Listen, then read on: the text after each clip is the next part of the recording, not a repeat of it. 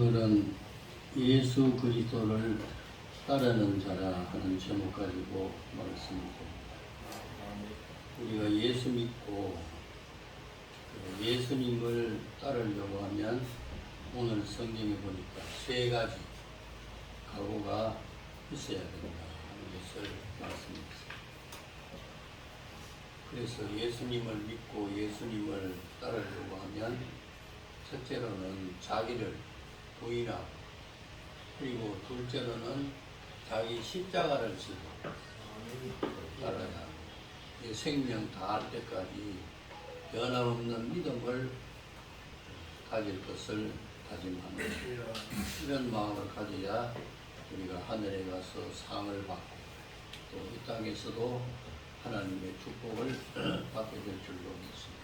아멘. 그래서 우리가 예수님을 믿으면서부터 우리 자신한 그런 마음의 각오가 꼭 있어야 하는 것입니다. 오늘은 그래서 세 가지로 말씀을 드립니다. 첫째, 예수님을 믿고 예수님을 이제 따르려고 하면 자기를 부인해야 된다.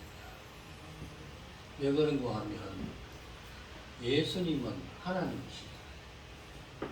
그리고 예수님은 모든 세계를 다 창조하신 분인데 우리까지도 예수님은 다 만드셨거든요. 그렇기 때문에 우리가 예수님을 믿는다 그렇게 할 때 자기 자신은 아무것도 아닌 줄로 알아요. 그래서 여기 부인한다고 하는 것은 자기 주장이나 또 예수님 앞에 자기 자존심이나 자존감을 내세우지 말아요. 나의 모든 주권이 예수님에게 있는 줄 알고 주님의 뜻이라고 하면 순종하는 이런 마음이 자기를 부인하는 것입니다. 우리나라에도 좋은 속담이 있는데 여자가 이제 시집을 가면 3년 뭐가 되고 벙어리가 되고 3년은 주먹이 또 3년은 눈이 장님이 되고 봐도 못 본지 그 다음에 들어도 못 들은지 그렇게 말 같은 거 아무렇게나 못하고 그러니까 우리나라 속담도 그 가정에 식구가 되려고 하면 벙어리 3년 그 다음에 보지 못하는 그 3년 그 다음에 귀머거리 3년 이렇게 해야 그 집안에 식구가 되는 거와 마찬가지고 예수님의 가족이 되려고 하면 예수님 앞에 자기 자신의 자존심을 완전히 주고 그래서 예수님이 시키면 시키는 대로 하겠습니다. 이것이 믿는 사람의 태도가 되어야 됩니다. 그래서 옛날에 바울 사도가 다메섹 도상에서 부활하신 예수님을 만났잖아요. 부활하신 예수님을 눈으로 환하게 이렇게 보고 예수님을 직접 만났으니까 그 영광이 얼마나 크지 않아요. 대단한 것이다. 그래서 이 바울 사도가 처음에는 나는 이제 예수님의 제자 가운데 또 사도다 말하면 자기 자신을 높이잖아요. 근데 신앙생활을 자꾸 이렇게 해나가면서 이 바울 사도가 점점 자존감을 없어요. 그러면서 이제 또 자기는 성도 중에 성도라 처음에는 사도 중에 사도라 하다가 그렇게 말할 만하거든요. 바울 사도는 하나님 나라에까지 가서 예수님을 직접 보고 하나님 나라에까지 갔으니까 예수님의 그 제자들 가운데도 말하자면 제자다 이렇게 이제 말을 성경에 보면 하고 그 다음에 또 성도 중에 자기는 또 성도다 이렇게 이제 그 성경에 보니까 그렇게 하다가 또 신앙생활을 점점 이게 하고 나가면서 뭐라고 말하는가 하면 죄인 중에 괴수다. 아멘. 그렇게 하는 거 보면 얼마나 자기 자신을 주님 앞에 낮추냐. 그리고 또 고린도전서에 보게 되면 자기는 만물의 찌기와 같은 것이다. 쓰레기. 만물의 쓰레기와 같은 것이다. 그리고 또 고린도 전서 15장 31절에 보면 이 바울 사도는 날마다 내가 죽는다. 날마다 자기 자존심을 완전히 다 없애요. 그리고 예수님과 자기를 비교해 보니까 예수님을 아는 지식이 너무 귀하고 존귀한데 자기가 가지고 있는 자존심이나 자랑거리나 이런 것은 오도가 다 뭐가 같다? 똥과 같다. 예수님과 비교해 보면 자기는 똥과 같은 것이다. 그래서 우리가 정말 이제 신앙생활을 우리가 잘 하려고 하면 자기 자존감을 완전히 없애요. 나는 죄인이다. 말하자면 예수님과 나를 비교하면 나는 똥과 같은 것이다 하는 이런 마음을 가지며 신앙생활 할 때 하나님이 우리에게 복을 주시고 또 축복해 주실 줄로 믿습니다. 아멘. 다미안이라고 하는 그 신부가 있는데 이 신부가 이제 하와이 남단 그 글로카이섬 거기에는 그 문둥병 환자가 거기에서 다 생활해요. 그런데 이 다미안 신부가 그곳에 가서 말하자면 이제 전도하려고 갔거든요. 전도하려고 갔는데 전도를 이제 하니까 아무리 전도를 해도 예수님은 우리의 구도가 되신다. 예수 믿으면 죄가 용서함 받고 예수님을 믿으면 우리는 다 천국에 간다. 암만 목이 터져라 외쳐도 도무지 그 속에 있는 이 문둥병 환자들이 한 사람도 마음을 열지 않아요. 그리 다미안이 뭐라고 하나님 앞에 기도하는 거 예수님. 이 사람들에게 전도하려고 하니까 굳이 마음을 열지 않고 얘기하는데 예수님께서 나로 하여금 저 사람들과 똑같이 되도록 해라. 저 사람들과 똑같이 해달라 하는 게 있어요. 문둥병 환자가 되게 해달라. 이 사람은 자기가 하나님 앞에 아무것도 아니야. 이 사람들만 구원하면 자기는 문둥병 환자가 되어도 좋다는 그런 말이에요. 이 사람이 정말 하나님 앞에 기도하고 그 문둥병 환자들과 같이 식사 음식하는 가운데 이 다미안이 문둥병 환자가 돼. 문둥병 환자가 돼가지고 이제 예수님을 전거하니까 그 속에 있는 문둥병 환자들이 다 예수 믿고 그 섬이 복음화 되었다 하는 그 역사적인 기록이었습니다.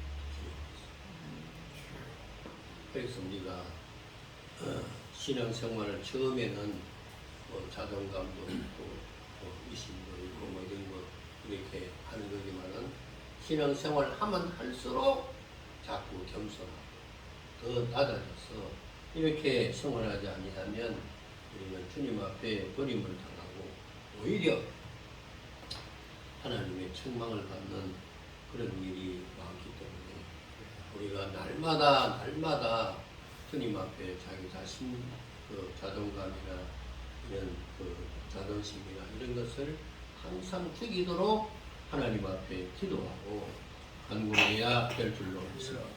아멘. 특별히 우리가 신앙생활을 주님과 같이 이렇게 하려고 하면 사탄이 우리를 자꾸 역사해요. 그리고 신앙생활 잘 못하고 교회 못 가게 믿음의 생활 하지 못하게 이렇게 하는 건데 로마서 6장에 보게 되면 죄가 우리 몸에 들어올 때 죽은 시체가 돼요. 이 날마다 죽어야 된다. 그렇지 아니하면 죄가 우리로 자꾸 이렇게 역사하게 해가지고 말하자면 이제 주님과 더불어 동행하지 못하게 감사하게 그렇게 하는 것입니다. 그래서 항상 하나님의 일을 먼저 생각하고 주님의 뜻이라고 하면 그 뜻대로 순종하겠습니다 하는 겸손한 마음이 우리에게 있어야 주님을 따르는 참된 제자가 될 수 있다 하는 것을 믿으시기를 바랍니다. 아멘. 예수님께서 12 제자를 앞에 놓고 사람들이 나를 누구라고 하느냐 할 때 그래 이제 제자들이 어떤 사람은 예수님을 뭐 선지자라 뭐 어떤 사람 이렇게 말하고 그렇게 합니다. 하니까 예수님께서 말하셨어요. 너희는 나를 누구라고 하느냐. 그때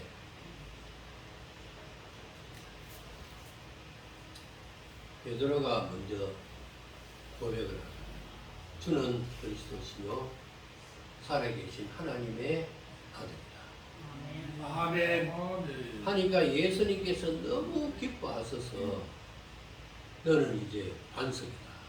그렇게 말하고는 천국 열쇠를 너에게 주노니 이제 다른 사람이 없이 너에게 큰 권세를 준다. 그렇게 하고는 말하자면 이제 베드로를 한없이 칭찬하고 이렇게 하는 거예요. 근데 그러고 난 뒤에 바로 예수님께서 내가 이제 예루살렘에 올라가서 십자가에 내가 죽을까 하니까 베드로가 뭐라 그랬어요? 예수님 그렇게 하시면 안 됩니다. 하니까 바로 그 자리에서 예수님이 뭐라 그랬어요?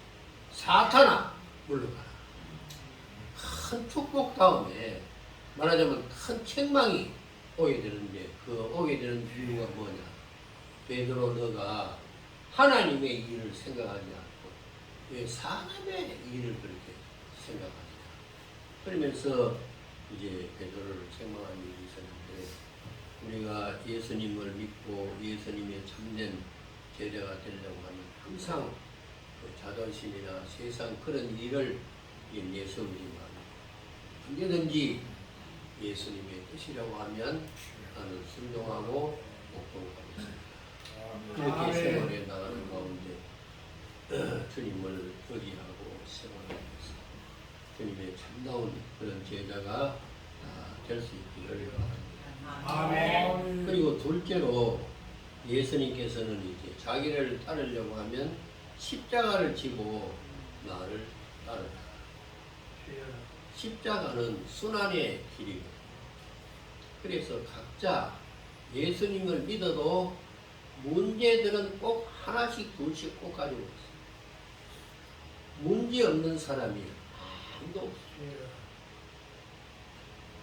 그런데 예수님에게도 이런 문제가 육신이기 때문에 있었던 것입니다.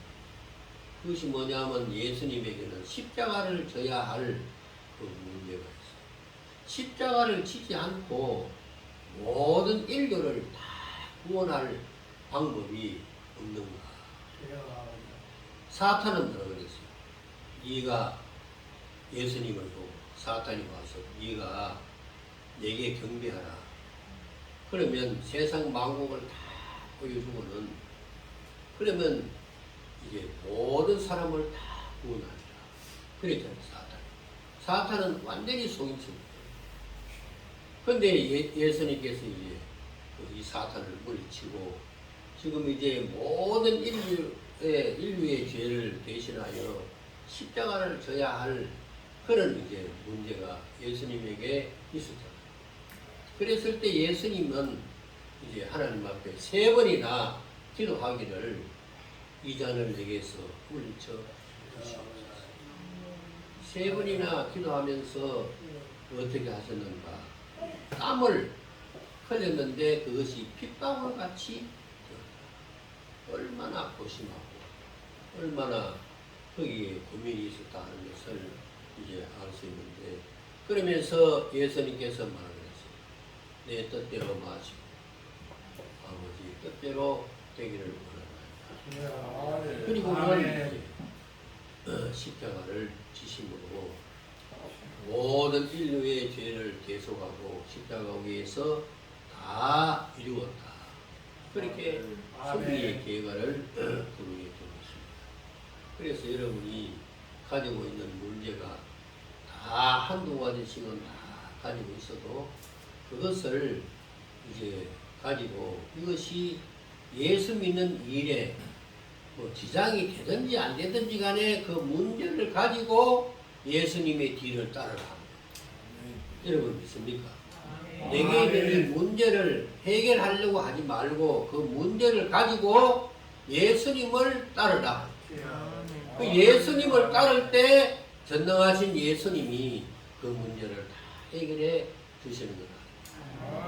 그래서 수고하고 무거운 짐진 자들아 다 내게로 오라. 내가 너희를 쉬게 하리라. 그 문제를 가지고 낙심하고 괴로워할 것이 아니고 그 문제를 가지고 주님의 뒤를 따를 때 주님은 우리에게 한량없는 은혜와 축복을 주실 줄로 믿습니다. 아멘. 찬송가 338장에 보면 내 주를 가까이 하게 하는 십자가 짐 같은 고생이다.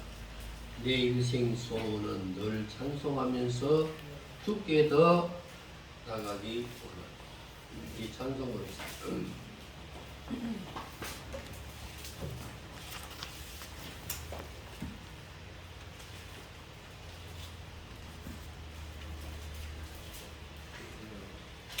338장